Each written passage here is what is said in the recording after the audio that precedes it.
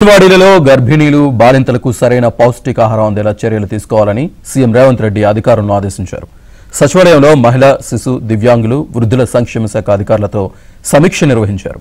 అంగన్వాడీల్లో పౌష్టికాహారం దుర్వినియోగం జరగకుండా లబ్ధిదారులకు అందేలా చర్యలు తీసుకోవాలని అన్నారు.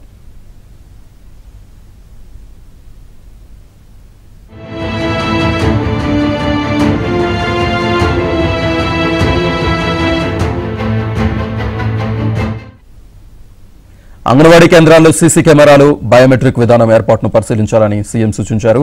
అద్దె భవనాల్లో కొనసాగుతున్న అంగన్వాడీ కేంద్రాలకు సొంత భవనాల నిర్మాణాలపై దృష్టి సారించాలని అన్నారు. మొదటి ప్రాధాన్యతగా తీసుకుని భవన నిర్మాణాలు పూర్తి చేయాలని అన్నారు. జీహెచ్ఎంసీ పరిధిలో మొబైల్ అంగన్వాడీ కేంద్రాల ఏర్పాటుపై అధ్యయనం చేయాలని సీఎం అధికారులను ఆదేశించారు.